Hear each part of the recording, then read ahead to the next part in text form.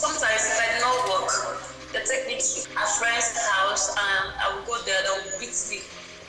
Just a month ago, this woman was a sex slave in Dubai. So when I was going to Dubai, my boss never told me that I'm going to Dubai for prostitution. Now she's safely home in Nigeria, thanks to this man who lives thousands of miles away. There was just a very real, raw human moment of desperation, and it was completely different, in my view, to being duped. Just the way her hand was on my arm, the way she was just a completely beaten person, and she never pleaded with me to send her home. She was just so tired. Angus got chatting to the woman, we're calling her Amy, at an outdoor cafe when he was on holiday with his wife over New Year. She told him she'd been promised a sales job in Dubai, but when she arrived, she was forced to work instead as a prostitute. And you were having to work every day, every night to bring in money? Yes, I used to go out every day. I don't used to rest. Every day. I was going to bar to talk to men, and if they agree, I'll follow them to their room, and if they don't agree, I'll talk to someone else. In desperation, Amy called Angus as he boarded his flight home.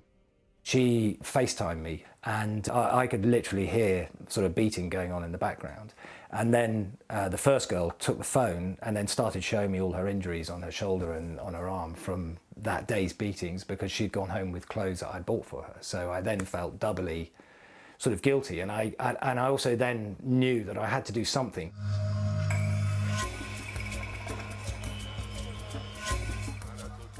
The streets of Edo State in Nigeria are a world away from the bright lights and money of Dubai. Many of the young women are tricked into taking part in traditional juju rituals before they leave, where they're told they'll be cursed if they don't obey the traffickers. So it's easy to trick young girls now to tell them that they're going to work, maybe a sales girl. Many of them come from very poor families. So most of the girls end up on the street.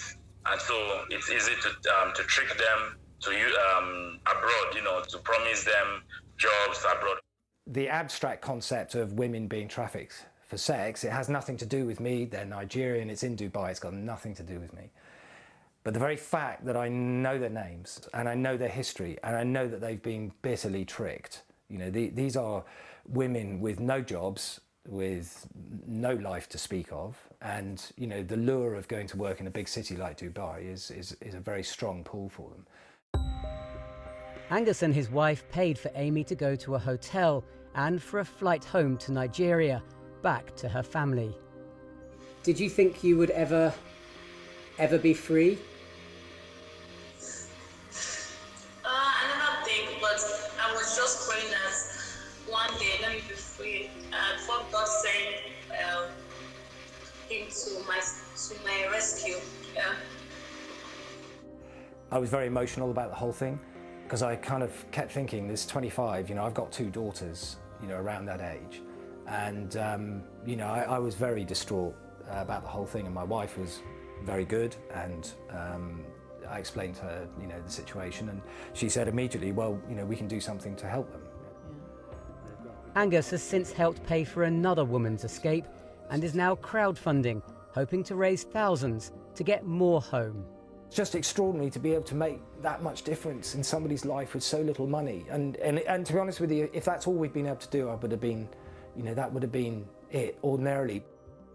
Angus is returning to Dubai to help free more women, this time with his daughter, who's a similar age to those they're helping.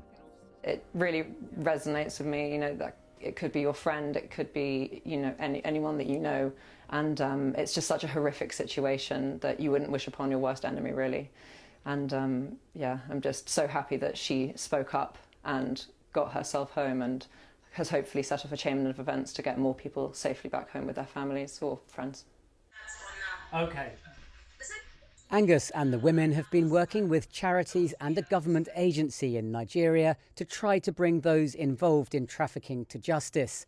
Amy has told us several people are now in custody, including the madam who tricked the women and held them as sex slaves. There are several Nigerians who are languishing in several sex camps and needing help, to come back home. And unfortunately, they are not able to do that.